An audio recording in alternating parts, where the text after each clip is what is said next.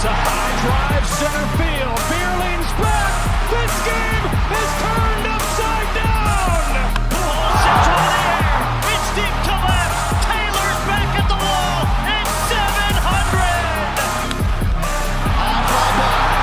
Deep right. There it goes. Soaring into history. Fastball hit to left. It is long gone.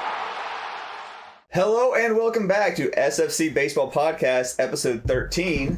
It is March 14th, 2023, and this time the boys are in studio. March. It's April. It's April 14th, and the boys are in studio. Noah Anthony Perkins. Full names, okay? Aiden Norton. Aiden Phillip Norton. It's not my middle name. It's not Aiden Phillip. All right. For real. We've been off the rails for about 20 minutes now, and we're going to see how far we can get into this thing before one of them makes me go crazy. Are we going to start with Rays or Gaddis? Let's go with the Rays. Let's start with the Rays. So Tampa Bay is on a historic start to their 2023 season. Just wrapped up game number 13, and they are 13-0. Immediate reactions to y'all having the Rays in fourth place in our preseason stuff. Right now, they're atop the baseball world. Thoughts? I think they're gonna fall off in the first 32 games. They've only got 2 series against teams that had winning records last year. Those being the Astros and the Blue Jays. Some of the games, like, they scored a lot of runs. Pretty sure the run differential has been really good for them. Some of the games they've looked concerning in terms of like they were down to the Corey Kluber-led Red Sox before a comeback. They've had a couple comebacks against these teams, and these teams that they played just aren't good in my opinion. Jeffrey Springs just went down with injury. Don't know what that is yet. Never good when a pitcher throws a pitch and is immediately coming off. Springs went down, and Eflin got put on the IL 2 days ago? I believe it was 2 days ago. I think so, because he's on my fantasy team, and I was heartbroken. So then they're getting Glasnow back, but this is a team that always struggles with injury. How long is it before Wander, who always comes up injured, is missing games? How long is it before another pitcher? Always injured. This is his sophomore season. Let's calm down. I mean, hasn't that been like the big thing with him though? Not really. It hasn't? I mean, last year he was down for a while. Like, their whole team was down at different points last year. Like, last year they had a bunch of injury bugs. Yeah. But, I mean, Wander ran through the ranks of the minor leagues because he was staying healthy, playing games, and playing really good baseball. Like, there's a reason was the consensus number 1 for so long. It's because, like, availability is the best ability. And so he's been available most of his career up to this point. So, I don't know. I don't think injury is necessarily a problem for him. He came up 2 years ago, right? I think he made his debut 2 years ago. I thought he made his debut 2 years ago, and I thought he got injured that first season. And then last year he got injured too. And that's kind of where I was going with the injury thing. Was that the last 2 seasons he'd kind of been injured a bit. Because we haven't seen a full kind of season from him. And that's what everyone wants to see. Like, I think he's a top 10 shortstop. I think he could easily enter 5 this year if he stays healthy. And that's what I really want to see from him, is a really good healthy year. Because he's a great player.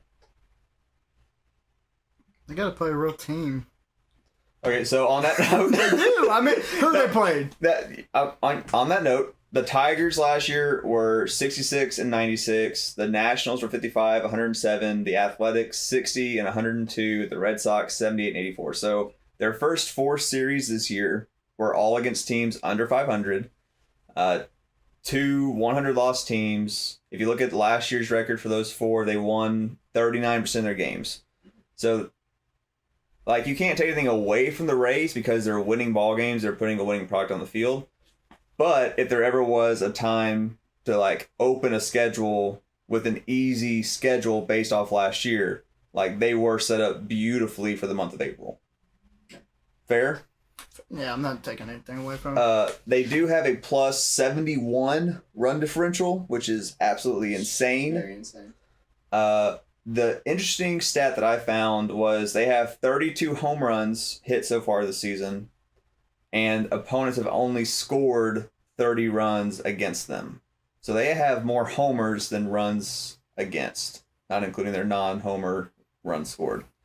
So they're slugging, which is something that the Rays typically have not had in huge numbers. And then preventing runs is the name of the game as well. And yeah, they're doing that on both ends right now. Now they do start the Blue Jay series tonight, which is a tough test. Who's pitching the game? I have no idea. You don't know? Our statistician over here is going to look it up real quick. Eflin's out. I know. I was thinking Eflin pitched yesterday. Did they bring in a starter for him, or did they bring in a reliever? You mean Springs? Yeah. Did they?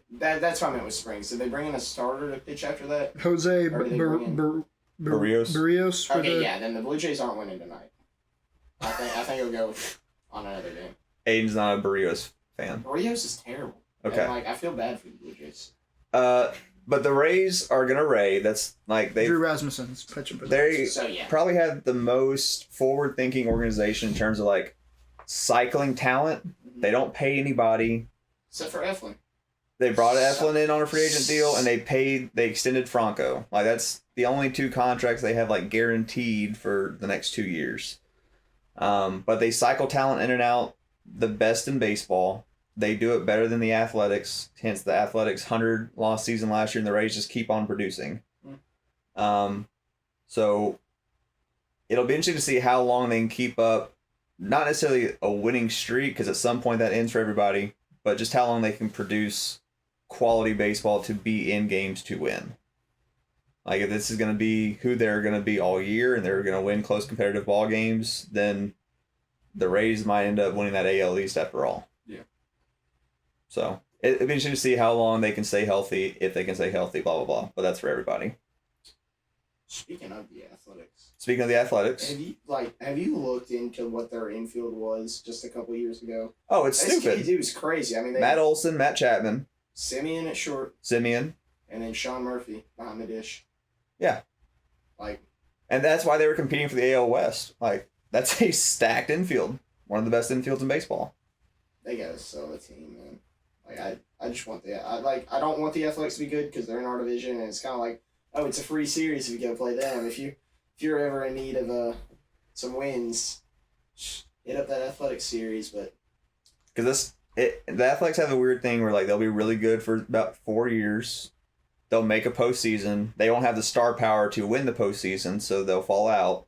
They'll trade or lose to free agency. They'll be bad for a handful of years, and they'll be right back to it. They just go through this roller coaster ride for years and years. which their main piece in the I believe it's the Matt Olson trade, Christian Bache, he's on the Phillies now. Yeah, he was DFA'd, released, and then the Phillies got him. So really good defender. He just very good defender. It's the bat, man. Actually, I was wondering about that. So, with the DH, is there any chance that like you could have the pitcher hit instead of a player? Because I've been thinking, like, would it be worse to have the pitcher hit than Christian Pache? I think you still let Pache hit over your pitchers unless you have a Shohei. Now, like a Zach Greinke, like I might let Zach Greinke hit over Pache. I gotta trust some of these pitchers to lay down like a bunt. Lance McCullers Jr. has a World Series RBI to his name, so like I might let him hit over some people. But Philip Norton was 500 in the MLB. Oh, okay. Well, 2 for 4. Where was 2 hits? I think they were definitely bloopers. He says line drives, but they were probably. They got out of the infield. They were probably little bloopers over the shortstop or over the second baseman. You know, the MLB show hit. 2 for 4, baby. I love it. Be late to be great and just laid on a fastball and blooped it over someone's head. Nothing wrong with that. In other news, the Salt Lake City baseball team, potential expansion, franchise, or a move. Is this doom and gloom for the Oakland Athletics possibly going to Salt Lake instead of an expansion, or do you think Major League Baseball will expand? I'm thinking expansion. I think 32 baseball teams is something they're looking at. I think Athletics, when they do move, if they do move, it's already the league really wants Las Vegas. It's not been hidden. I don't think they go anywhere other than Las Vegas. That's kind of where I see it. I see expansion. I want an expansion. I think that'd be pretty cool. But I mean, They'd add. yeah, Add a division. Nashville. Another I- team in Nashville. yeah, I maybe? think- I think Nashville would be a cool place. I think something like because we already have some. We have a Canadian team. I We want have Montreal. Toronto. I want We've had Montreal. Montreal. I don't think Montreal's coming back. I think it'd be cool to add like Mexico City. That would be. Like we've done the Mexico City like series before. Like throw a team that's still in North America, but it's like in Mexico. I think that'd be really cool. Because I think that furthers your like domestic outreach for baseball. Then you got if you do that, which I do think that they'll. Vancouver could be fun. I think they'll do that. Then that means you gotta make a new instead of the Central. You may see 4 North and divisions. South, and then you get those 2 teams. You get 4 teams each division. You could do a Southwest, Midwest, Mhm. Southeast, Northeast.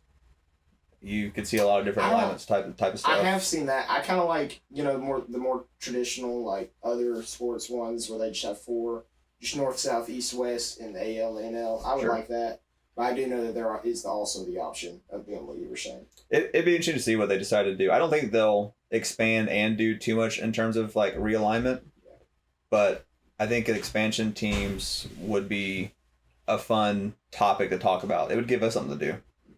So, but Nashville would be a good idea. Maybe a place like Charlotte, North Carolina. But that you start getting too many teams on that coast. I think if you want to expand, you go west. So Austin.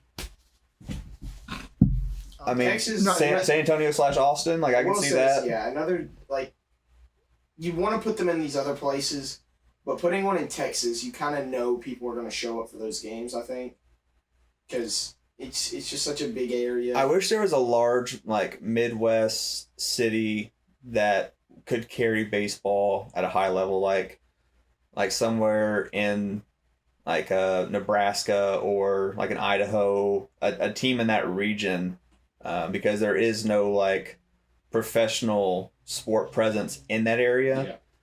But I don't know that there's a city that you would want that has like a big enough metro to like host a major league sport right now that doesn't have one.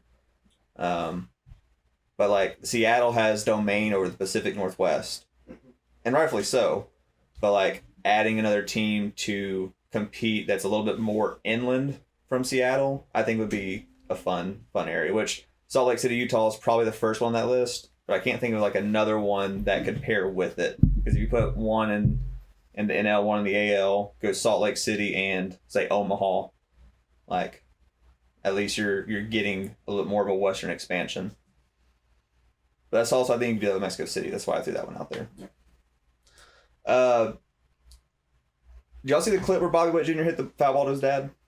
So, his dad played professional baseball for 6 seasons, I think. Was a pitcher. And Bobby Witt hits a Be Like to Be Great foul ball. I think his mom actually catches the ball, maybe, or maybe dad catches it. Rolled to him or bounced to him or something. But anyway, like out of the 30,000 people that are there, pretty rare to see a ball get hit from your son that you get to take home as a souvenir. It's a pretty neat little moment.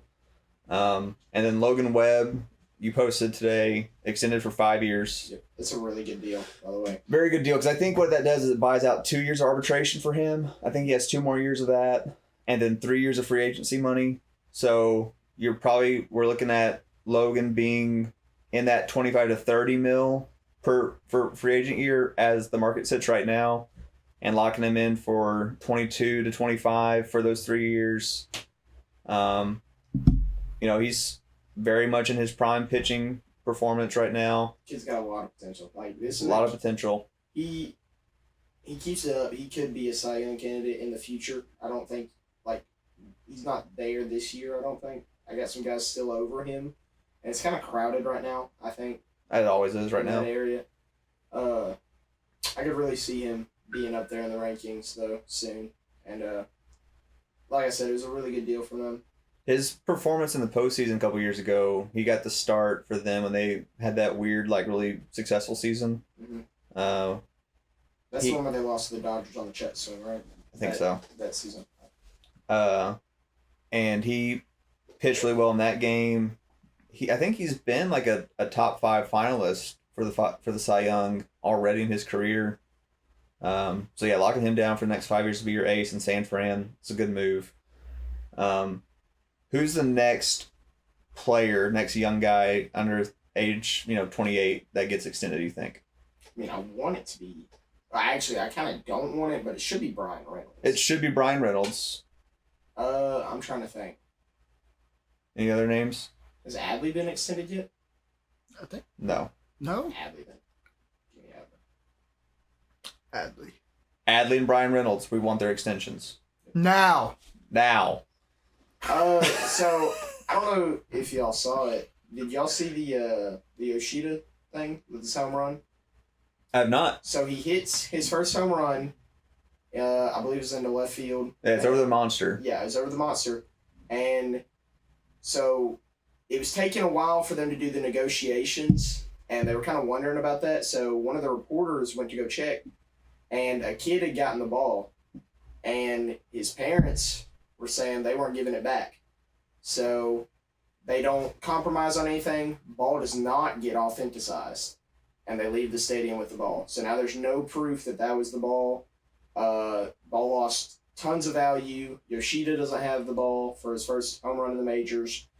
And it was reported by guys sitting behind them, they didn't even catch the ball. Like, a fan of the other team caught the ball and gave it to the kid. And the parents basically just were like, we're taking the ball with us. No chance to meet Yoshida or any of the other players. No bat, no jersey. We want the ball. If I catch a Yoshida home run, his first one, we are definitely getting that sucker authenticized. Mm-hmm. He's getting the baseball, and I'm getting a care package. Get you some tickets.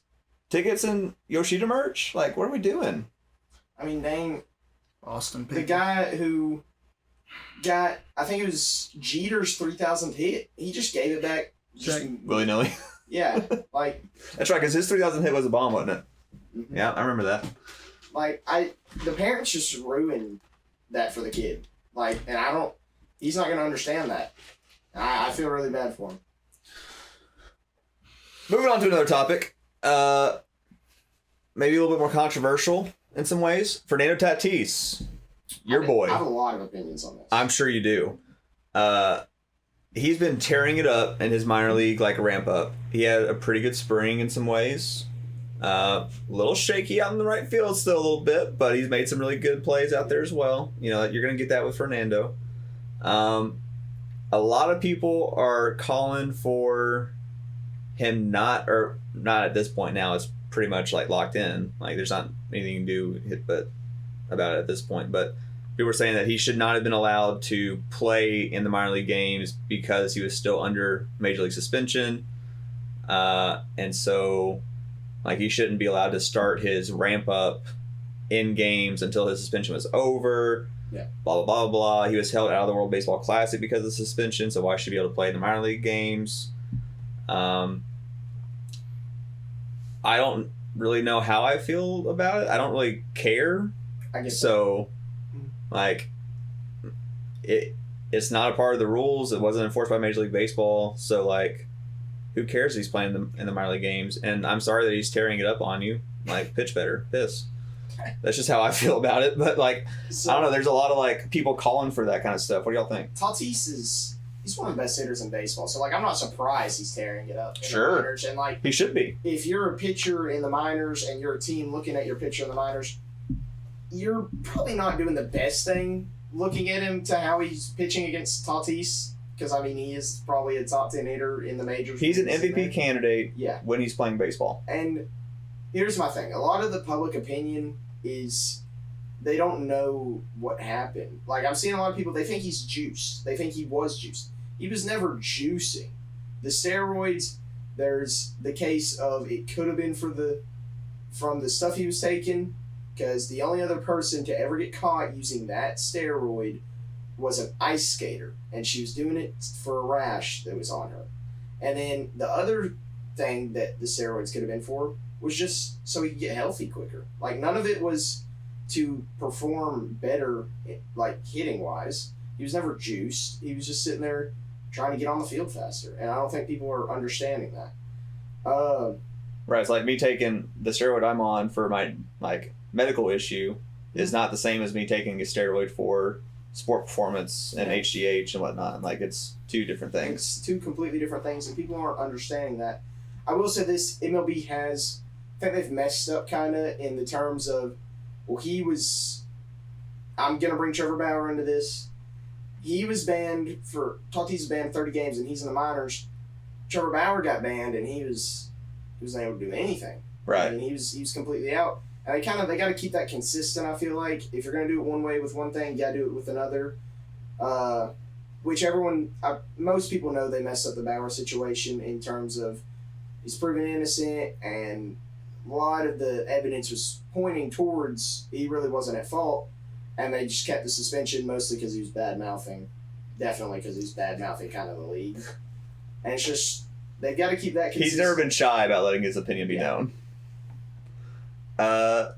Anything to add? No, it's just like, let him play, man. You know, I don't know. Stop complaining, people. It's one of those things. Like I bring this up with like the Astros history and whatnot. This is a good segue too, I guess.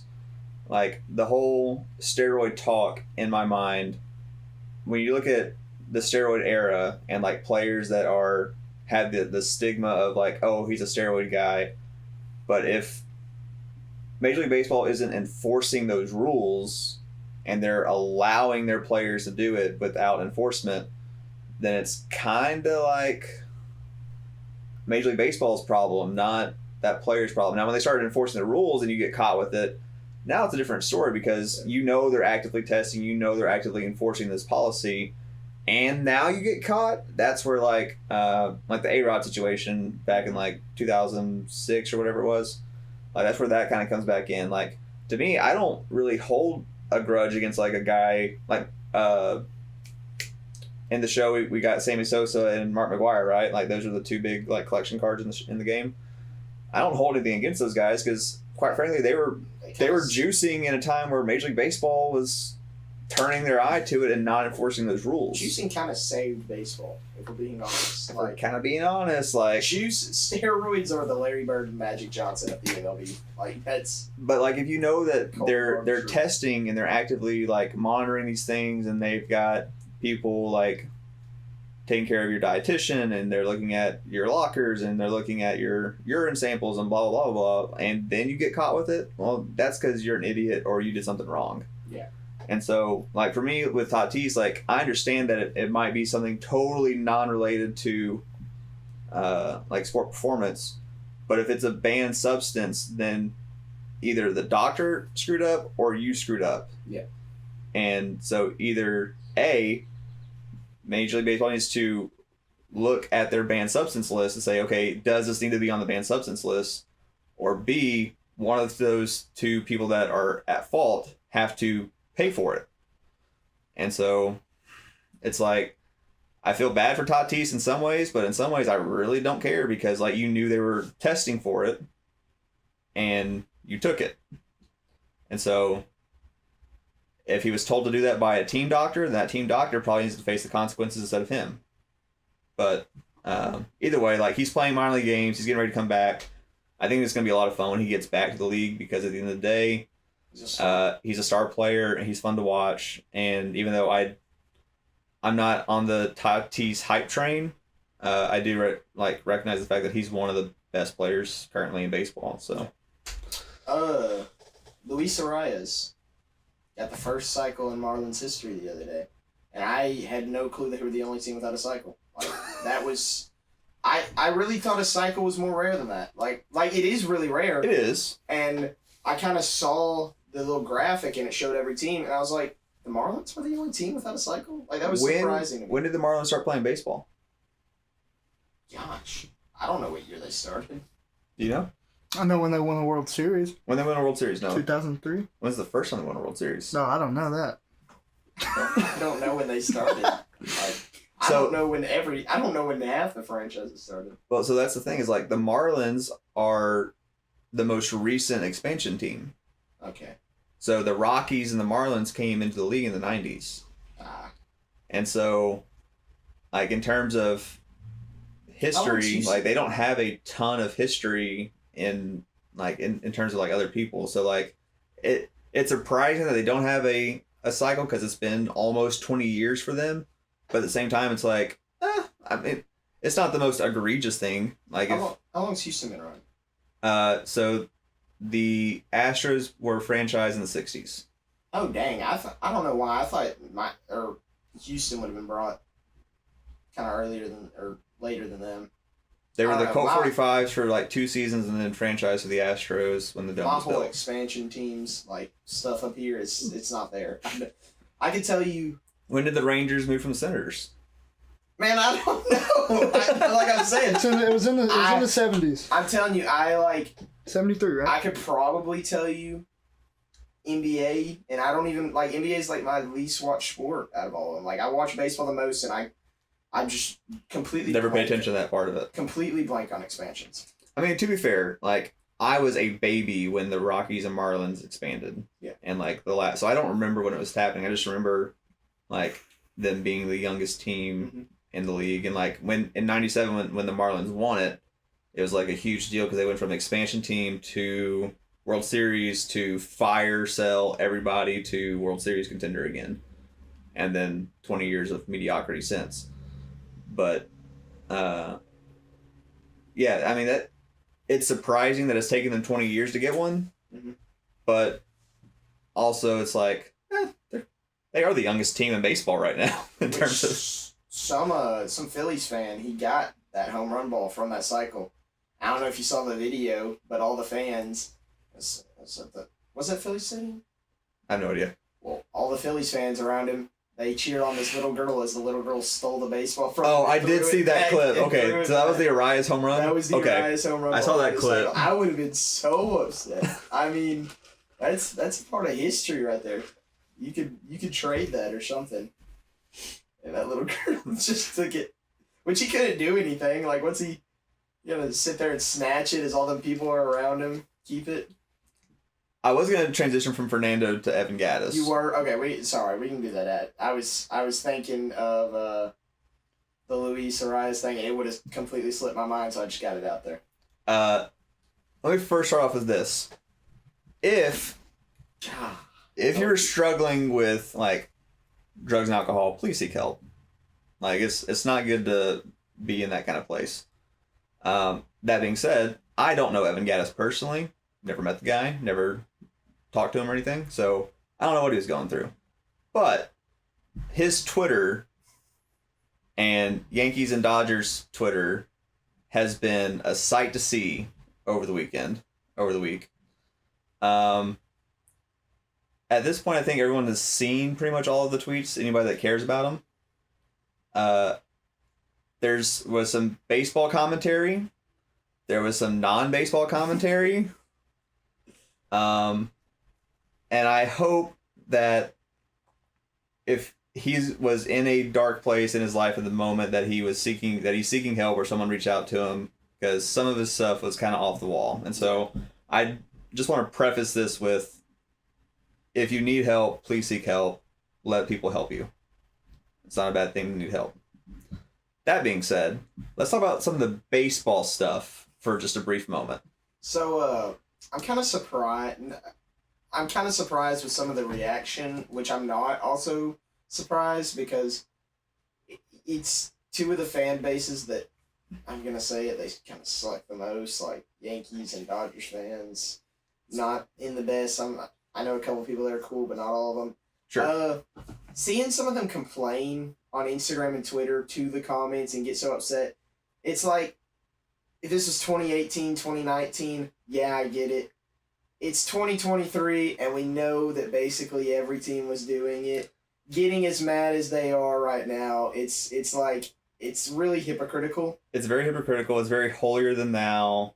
And it's none of this stuff was really like new information, I don't think. Not really. The only thing that they thought was new was he said something about Kershaw's slider the cutter, the backdoor cutter. No, that was CC, I think.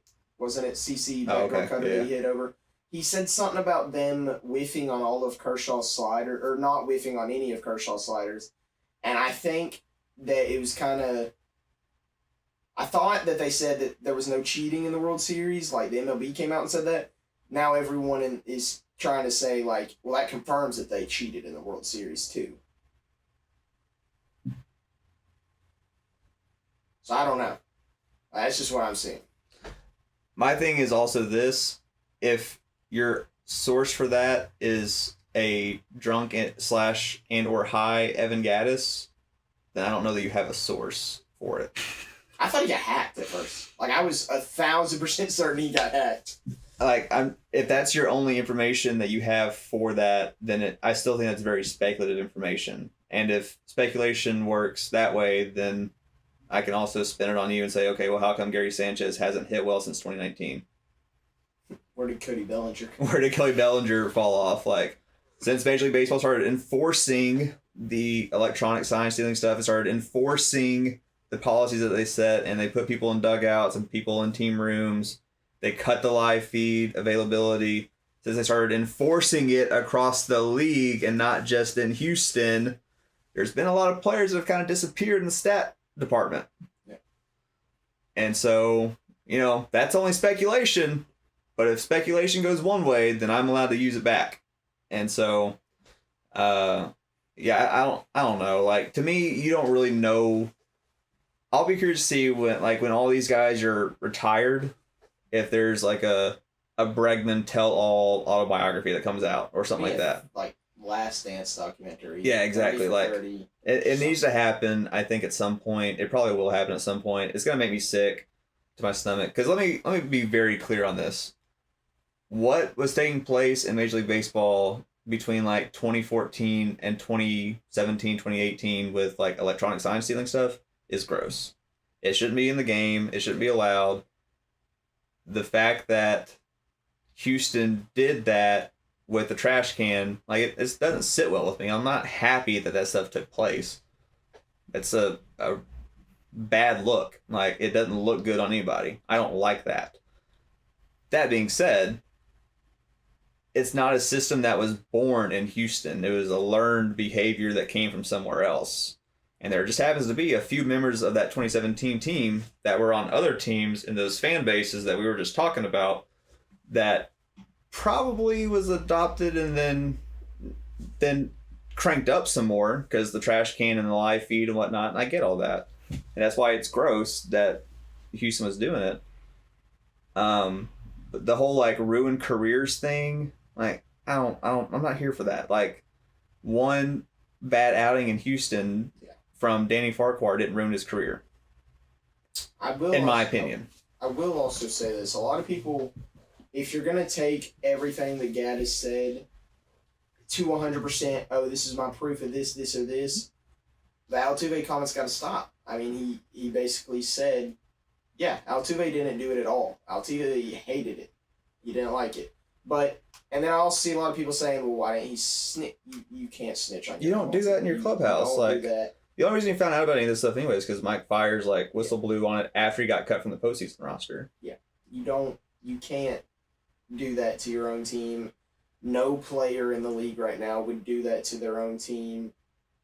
And that's why in player interviews when they like name drop like, well, we know that this group of players or this group of teams were also doing things like that. Like, there's enough evidence to show that, hey, the Dodgers have been name dropped, the Red Sox were busted, the Yankees have been busted, but no one talks about it because it all comes back to, well, let's point back to Houston. And if any team that won that World Series, I think would have been the team that's kind of at the forefront of it. Yeah, and honestly, the fact that they won against New York and Los Angeles, the two biggest coastal fan bases, like, there's kind of a reason why I think Houston was kind of picked as the redheaded stepchild for this. But anyway, anything else on Evan Gattis? Is that enough? Like, we've covered this topic. Let's get to something a little bit more fun. MLB diversity. So like for a long time, like I remember being like in high school and college and seeing like Kutch. When Kutch was first coming up and like winning MVP award and Silver Slugger, All-Star appearances and whatnot, like he kind of made baseball cool for a group of people that wasn't just like your average white guy, which was really cool. And I think you're starting to see the Kutch effect that took place in the mid like 2010s, early 2010s, because now you've got guys like Jordan Walker coming up, Hunter Green with the Reds. The population of Major League Baseball players has grown in terms of like diverse numbers, and so the 945 player base on rosters, IL, and suspensions that are non-white American-born players. Okay, so like all these percentages have grown over the last 2 years. There were 59 African American black players, so I think that percentage rose from like 5% up to 6.2%. So that's gone up. The Latin population has gone up to 30%. Asian-born players up to 3.2. Pacific Islander / Hawaiian up. And there's even a couple Native American players now on Major League Baseball rosters. And then some top prospect guys. I just name dropped Jordan Walker, Jordan Lawler, Drew Jones, James Wood, Taj Bradley, who's getting the start for Tampa, I think tonight. Yeah, he got called up, didn't he? Okay, I didn't know that. So top prospect for Tampa Bay, brought up for him, Tamar Johnson, Royce Lewis. Like those are all like top 25 guys in prospect rankings right now. Half of the MLB top 100 come from diverse backgrounds. And so, I think it kind of goes back a little bit because you've got, Latino and Asian, Pacific Islander, like you're seeing more growth in baseball that way too. I think that's something that like the World Baseball Classic obviously didn't influence these rosters, but I think will further help increase those numbers. So we've already seen guys signed from that. I believe, I can't remember what team signed a pitcher. The Tigers. They signed a guy, but another team just signed another pitcher. I believe he's on the Canadian team. He wasn't from a diverse background. Gotcha. But just another guy getting signed from the World Baseball Classic. MLB diversity, I think, is a cool thing because, like, I remember just seeing how Kutch brought out more, like, let's call it what it is. Like, he brought more black people to stadiums. He sold tickets to a population that didn't really go to baseball games. And I think now that you got guys like Jordan Walker coming up who looks to be like a star, Jordan Lawler when he gets up, Drew Jones when he gets up, like the talent pool for like diverse backgrounds, I think only helps grows the game more. And like I'm a very like generic Irish white guy, but like in my family we have Hispanic cultures, we have African American cultures, we have Japanese cultures, and so like I think it's cool because my little niece, who does not look anything like me, but like as she grows up, like she'll go to baseball games. She loves going to baseball games as a 3-year-old. She knows like, oh, that's first base. When Easton was riding around on a mower on pregame, like getting the grass cut, like she was excited about the grass being cut at the baseball game. Like she likes baseball for some reason as a 3-year-old. But like I think it's cool that it's something that is just going to further the game more, get more people the oh, he looks like me thing going on.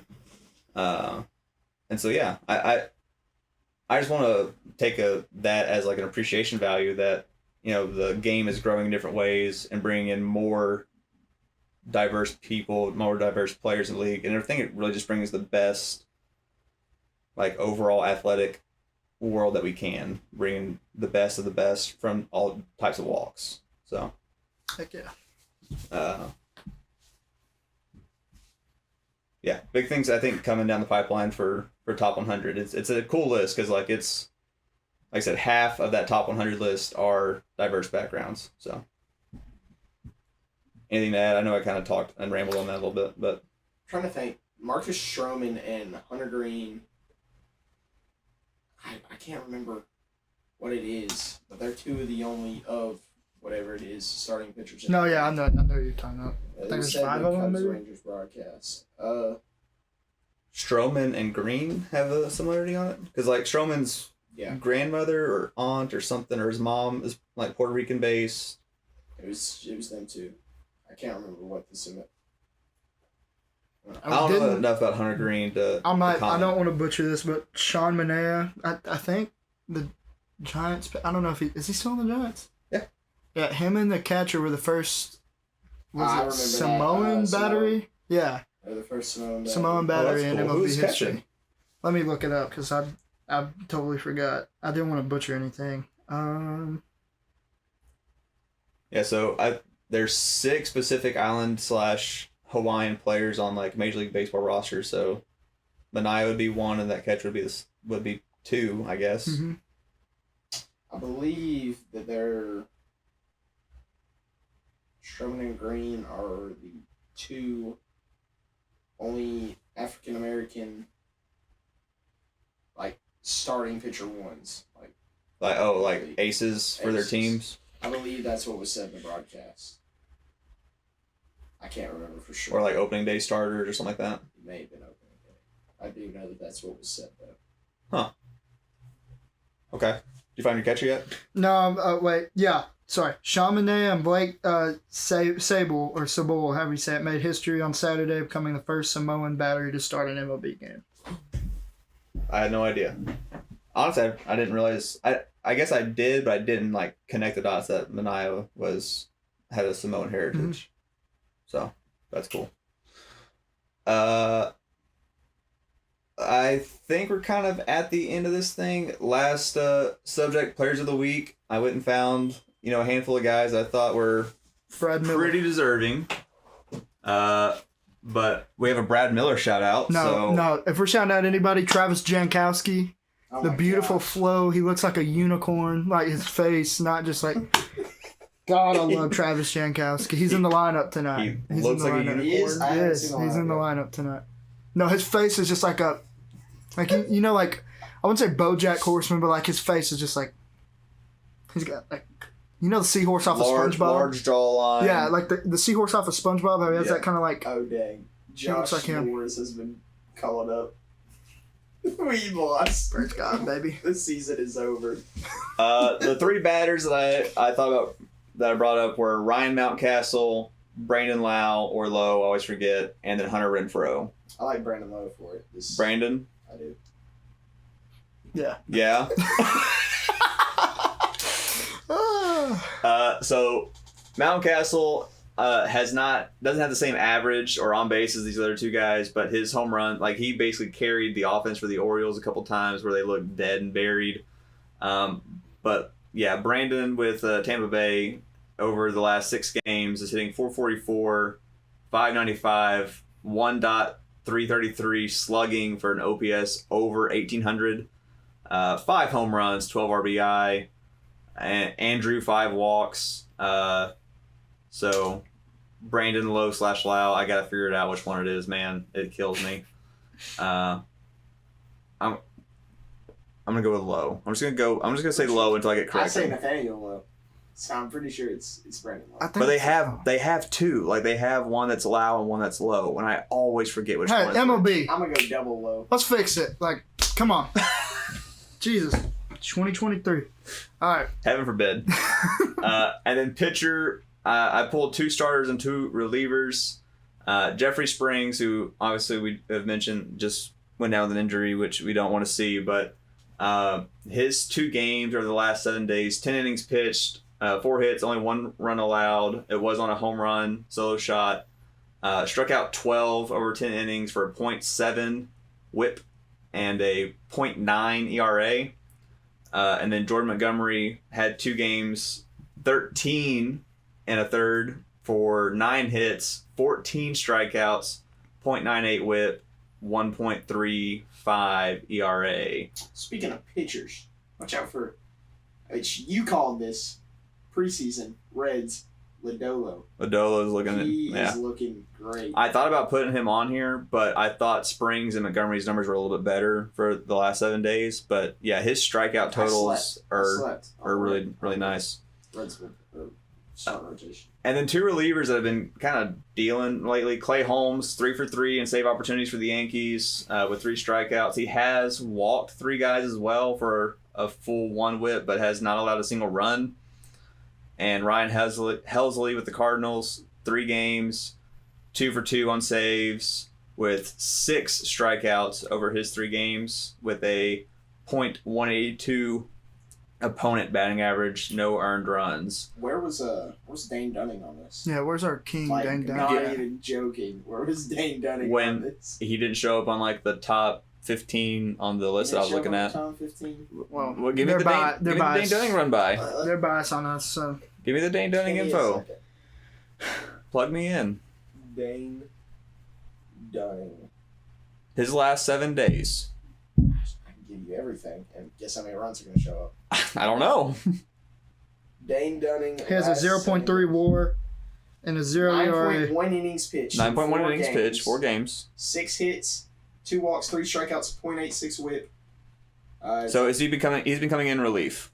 He's coming in relief. And Okay. He's basically just Him. shut down. So what I've done is I went innings pitched, looked at the starters, and then kind of figured it out. 182 average against him.